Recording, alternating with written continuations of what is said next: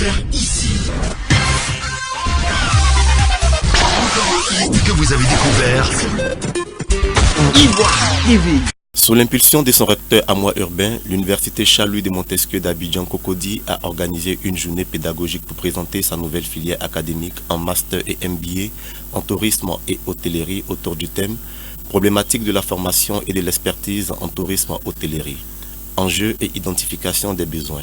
Avec la collaboration du cabinet français Christina Consulting basé sur les Champs-Élysées à Paris et la participation du ministère du Tourisme et de Côte d'Ivoire Tourisme, venus apporter leur contribution à travers des suggestions et propositions à inclure dans le système éducatif ivoirien afin de mieux professionnaliser et redynamiser le secteur du tourisme et de l'hôtellerie en Côte d'Ivoire. Je pense que le décor est planté.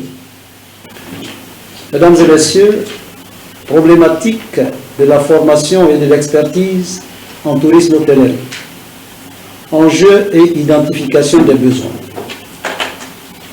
Encore un autre sujet de grande importance qui se décline en objet et en stratégie. Si l'objet principal ici est la culture et ses composantes, les arts, le tourisme et les loisirs, autant que la manière d'être et de se comporter en fonction des richesses et atouts qu'offre son environnement, se pose à chacune et à chacun, mais également à tous, une question principielle, et je dis bien principielle et non principale.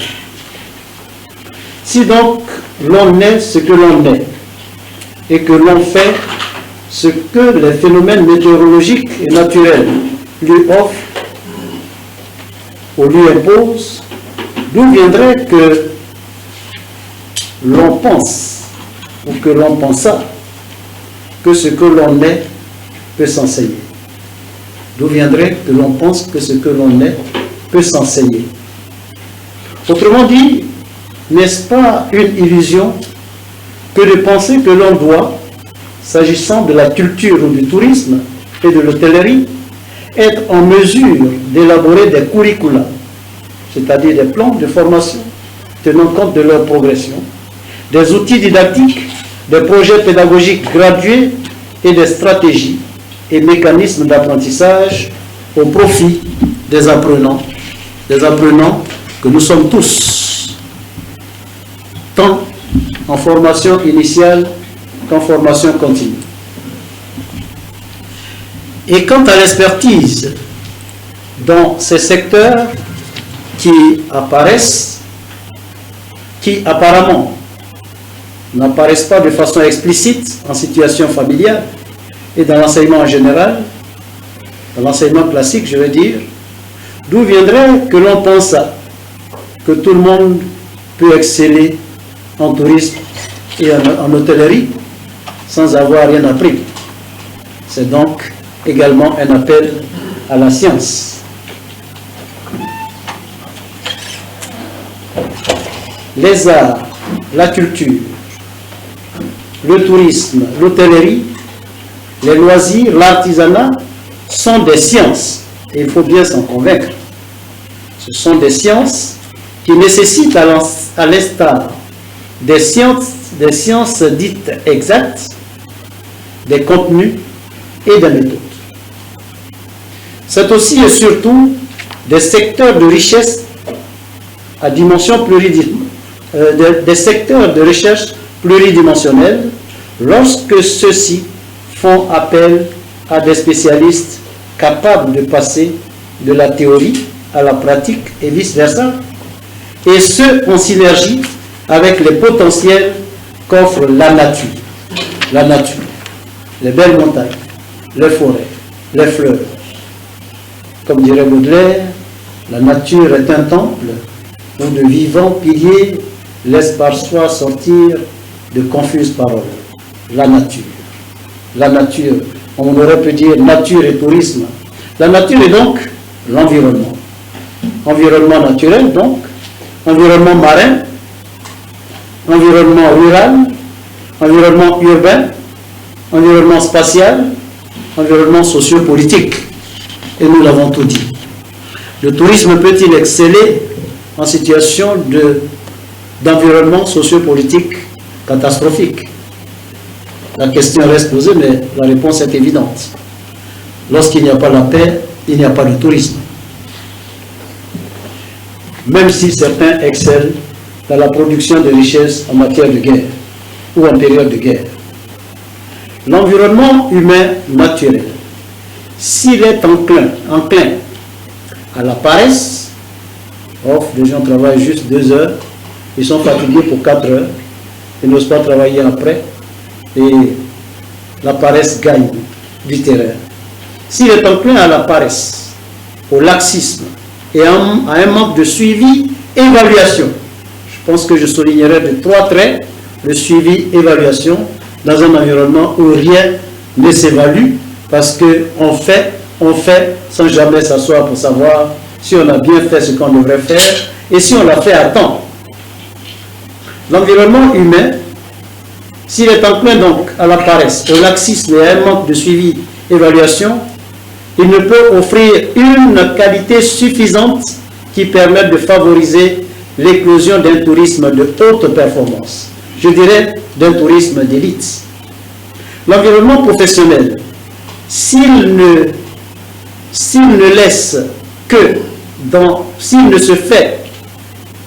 n'exerce, s'il ne se réalise que dans un environnement délétère, naturellement là aussi, il est difficile d'imaginer que le tourisme peut naître, grandir et s'épanouir. Se posent à nous plusieurs questions donc. Faut-il laisser le tourisme entre les mains des aventuriers sans compétences?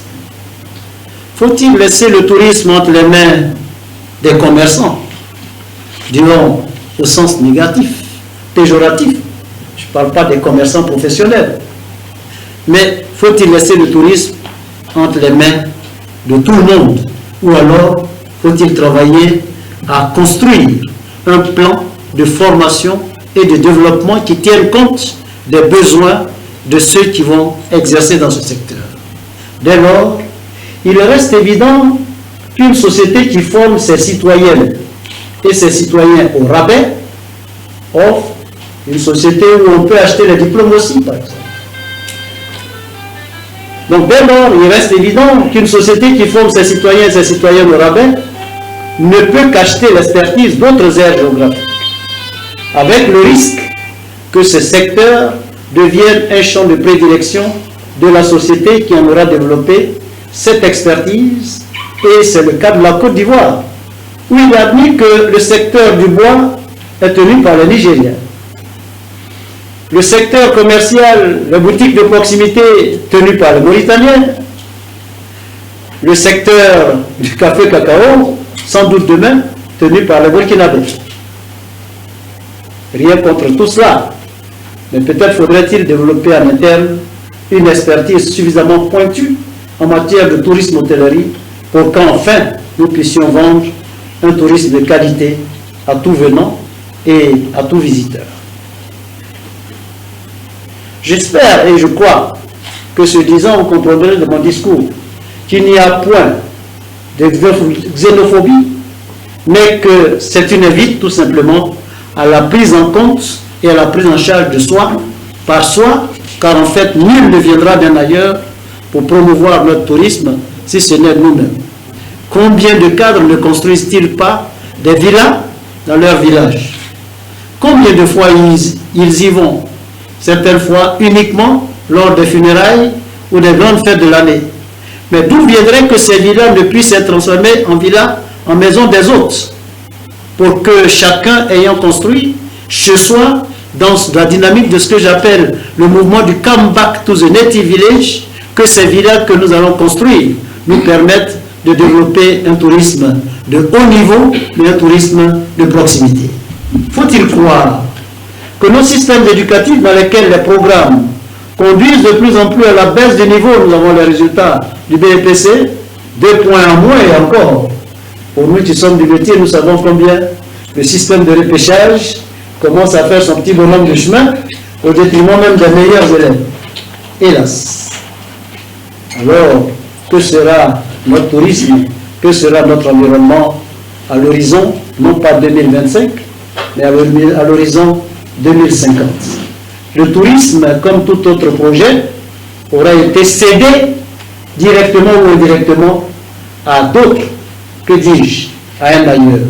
C'est le lieu pour nos institutions académiques de s'intéresser particulièrement à ce programme et d'interpeller, de nous mettre à la disposition du ministère du Tourisme pour dire que l'heure a sonné, pour nous de nous donner la main, pour être des opérateurs techniques de ce domaine en offrant les meilleurs produits à nos syndicats, à nos institutions, pour que demain la Côte d'Ivoire offre au monde entier un tourisme d'élite. Je dis bien, je reviens là-dessus, un tourisme d'élite qui ne néglige pas le tourisme d'autres secteurs, d'autres niveaux, mais viser la qualité n'aura jamais été un défaut. Que conclure? Peut-être faudrait-il retenir tout simplement que construire un bâtiment et y marquer à l'entrée hôtel n'est donc pas suffisant pour se proclamer professionnel du secteur. Il faut être capable d'évaluer les performances de son environnement. Vous avez beau planter un bel hôtel dans un tas d'immondices, il est difficile, même si nous en avons l'habitude, de plus en plus en Côte d'Ivoire, nos villages vous accueillent avec des tas d'immondices. À la sortie du village, c'est des tas d'immondices. Mais d'où viendrait qu'en y plantant là, le meilleur hôtel possible, on puisse avoir une clientèle de haut niveau. C'est très inquiétant. Il faut donc être capable d'évaluer, c'est-à-dire être capable de faire au départ une évaluation diagnostique ou pronostique. Être capable également de faire avec des professionnels une évaluation formatrice pour former de façon continue ces agents. Être capable à la fin de l'année, d'une année d'exercice, de faire une évaluation sommative pour faire en sorte que les meilleurs passent et que les meilleurs soient promus. Que les meilleurs soient promus et donc que les plus grands militants, s'ils sont nuls, soient promus. On ne peut pas continuer à développer la nation en tenant compte de ces simples orientations que j'appellerais, que je dirais, trop faciles. Il faut être capable donc d'évaluer les performances. Je reviens là-dessus. Le verbe évaluer ici, qui entraîne contrôle, qui entraîne audit, sont des questions qui sont soumises à des techniciens et à des professionnels. Être titulaire d'un diplôme du secteur tourisme-hôtellerie ne suffit pas non plus pour exceller dans ce secteur.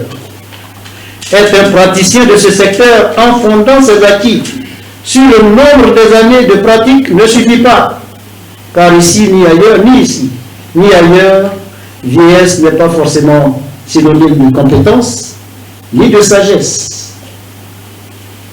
D'où la nécessité pour le praticien du tourisme et de l'hôtellerie de se remettre sans cesse en cause, de se penser à travers les livres, de se penser à travers les recherches, de se penser, de penser chacun de ses actes et d'être un apprenant tout au long de sa vie en se soumettant aux exigences du métier de chercheur, sans cesse, qui amène sans cesse à s'interroger sur soi-même et sur ses réactions, que dis-je, sur ses comportements.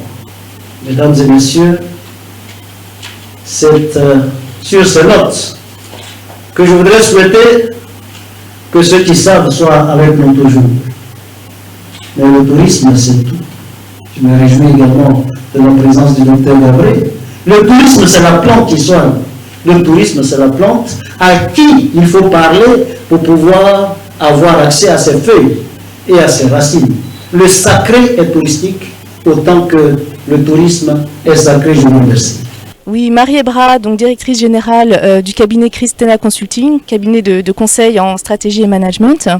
On est là aujourd'hui dans le cadre en fait d'un partenariat qu'on développe avec l'université Charles-Louis de Montesquieu pour les aider en fait à avancer donc dans le développement de programmes en tourisme hôtellerie qui vont contribuer à former à la fois des étudiants et également des cadres de haut niveau sur pour monter en compétences dans le domaine de l'hôtellerie et du tourisme, en intégrant parallèlement toutes les problématiques qui sont liées aux problèmes de durabilité, donc dans une perspective de création de valeur et de prise en compte des enjeux de développement durable dans le développement des activités touristiques aujourd'hui en Côte d'Ivoire. Bonjour, je me nomme Tellier Maouli Charles-Édouard, président de l'association des étudiants de l'université Charles-Louis de Montesquieu. Et bien voilà, pour ce qui est de l'événement d'aujourd'hui, nous sommes très enchantés. Déjà, vu le fait que nous avons ici à l'université une filière en tourisme et hôtellerie, voilà, bon.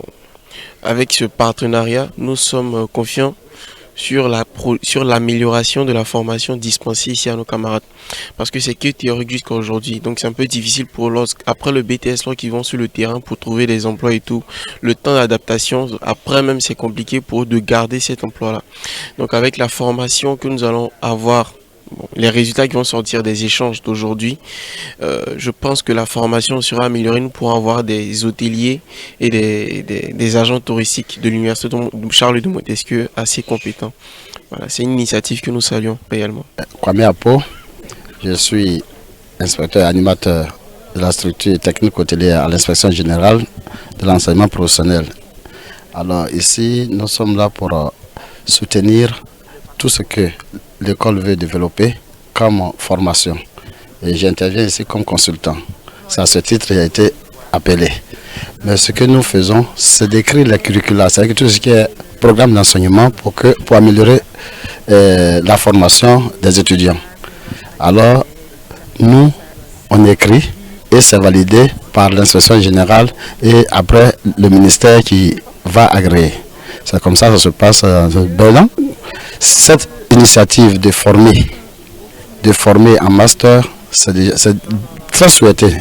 Et comme je le disais tout à l'heure, nous avons commencé à écrire en L, c'est-à-dire en licence. Et après, on va écrire en master. Maintenant, en doctorat.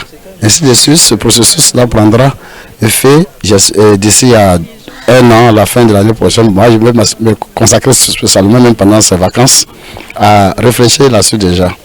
Voilà, je suis là toujours pour soutenir ce genre d'initiative. C'est ma vision et je pense que ça va faire et ça va améliorer le tourisme en Côte d'Ivoire. Le ministère du Tourisme, avec à sa tête le ministre Siendou Fofana, encourage toutes les initiatives qui visent à la promotion du tourisme.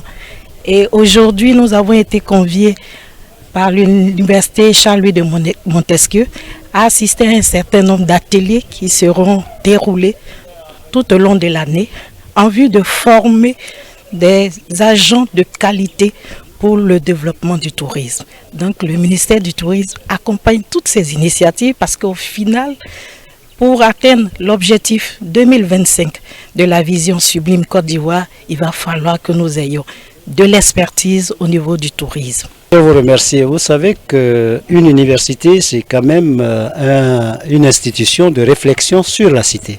Autrement dit, une institution de réflexion sur la cité. Autrement dit, l'université telle que je la conçois observe le comportement social, intériorise les différentes réactions, monte des moments scientifiques, colloques, séminaires et autres, pour proposer à la cité des solutions.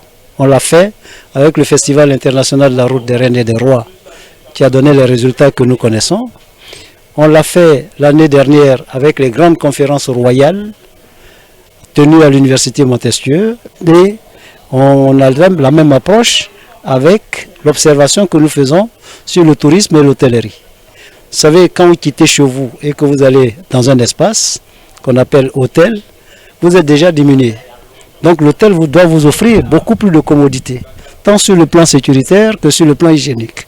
De ce point de vue, c'est un métier à dimension plurielle qui mérite d'être valorisé. Or, nous avons cette filière au sein de l'université Montesquieu.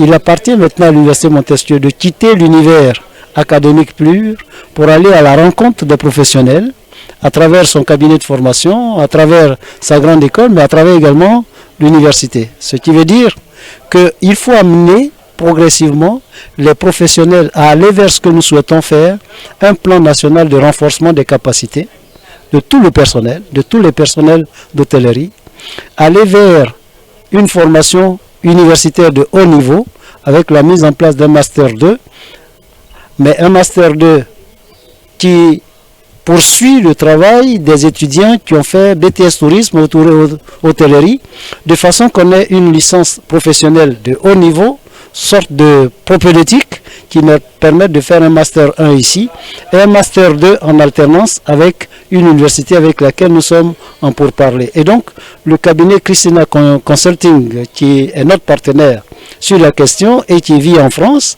a pour objet d'identifier les besoins, de nous dire les axes qui sont prioritaires. Et c'est pour cela que vous allez voir que, sous peu, après avoir mis en place le comité et le conseil scientifique de réflexion sur le secteur tourisme-hôtellerie, que sous peu, nous allons mettre en place un plan national de renforcement des capacités à travers 10 ateliers qui ont été déclinés au cours de cet atelier. En tout cas, moi, je suis dans mon rôle. Je pense que l'université a un rôle à jouer, à apporter une contribution scientifique à la cité, à rectifier, à servir d'observatoire.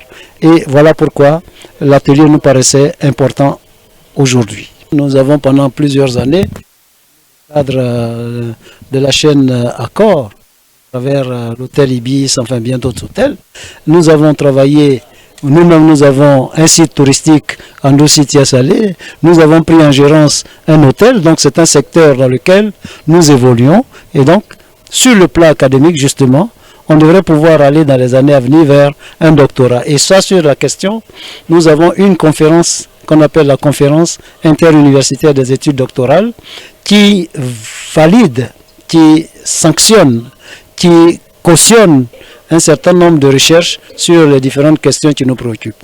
Donc on n'évolue pas en vase clos, on observe, on travaille avec les uns et les autres, on intellectualise. À preuve, on vient de signer 2 accords de partenariat qui nous permettent d'être en relation avec d'autres structures. Vous avez découvert ici. Que vous avez découvert Ivoire TV. Ivoire TV.